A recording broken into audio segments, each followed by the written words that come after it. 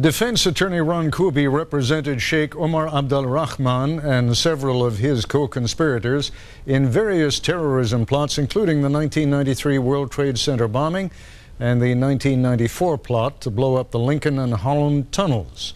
He joins us now from New York. Mr. Kuby, a lot of the information that we're gathering these days has to be gathered by inference. I'm not suggesting that your clients either were or are in any way involved in what has happened over these past few days, but perhaps at least you could give us some sort of a sense as to what it was that was driving them that they might have in common with the people who were responsible for blowing up the World Trade Center.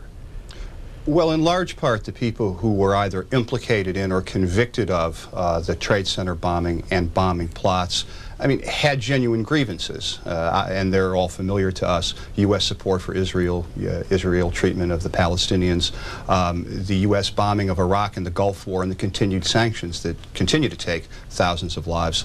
In the early 1990s, there was tremendous concern about the plight of Muslims in Bosnia and the seeming Western impotence in light of atrocities committed against Muslims. And of course, in many cases, there was a certain corrosive hatred of American culture, its liberation of women, its sexual mores, hatred of gays, hatred of lesbians. Now, obviously, many people in this country legitimately disagree with U.S. foreign policy. They don't go out and conspire to blow up buildings. I think what made many of the conspirators in the prior cases unique was the relationship they had to the U.S. CIA-backed efforts in Afghanistan. A number of the individuals implicated or convicted, in fact, had been to Afghanistan and had actually participated in the U.S.-backed war against the Soviets.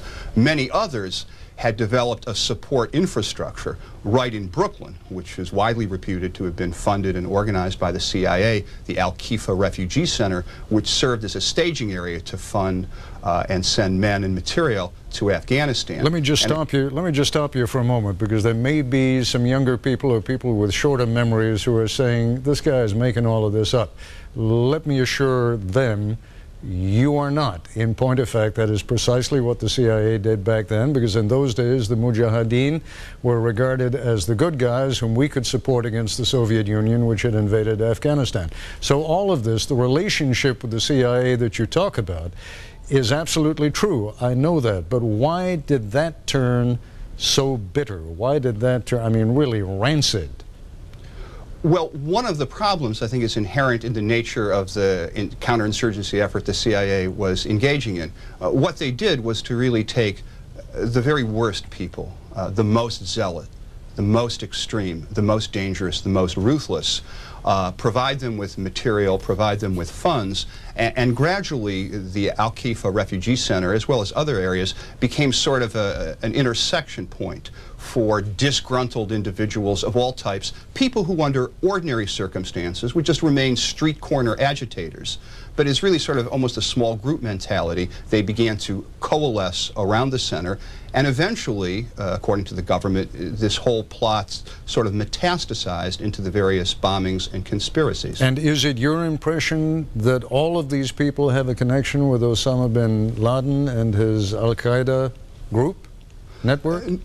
No, and certainly many of the individuals implicated or convicted had probably never heard of Osama bin Laden, or had heard of him only in passing as one of many different leaders. But the government now considers the refugee center that they helped to set up as Osama bin Laden's base here in the United States. Fairly so, do you think?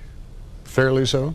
It's very hard to say, given the shadowy nature of all of this, but certainly it was a place where murderous grudges were nurtured and all voices of moderation were excluded, until eventually you could justify the taking of many, many innocent lives simply by saying, well, even if innocent people die, even if innocent Muslims die, God will eventually sort things out. I have to ask you one question, because in your shopping list of grievances that these groups have against the United States, you mentioned the failure to help Muslims in Bosnia. There was, after all, subsequent to that period, the NATO war that was fought over Kosovo. Didn't that buy any kind of approval among these same groups for the United States, for NATO, for the West? By that time, with many of these individuals, I think that the time had simply passed, and all the U.S. assistance to the Muslims in Kosovo did was to provide yet another opportunity for some military training. In fact, one of the alleged terror plots began as an attempt to go to war in Bosnia on behalf of beleaguered Muslims there, and sort of evolved or metastasized, if you will, into a plot to attack the enemies, so-called enemies of Islam here in the United States. Ron Kuby, thanks very much for coming in. I appreciate you being here. Thank you. Some trying times for Muslim Americans. That story in a moment.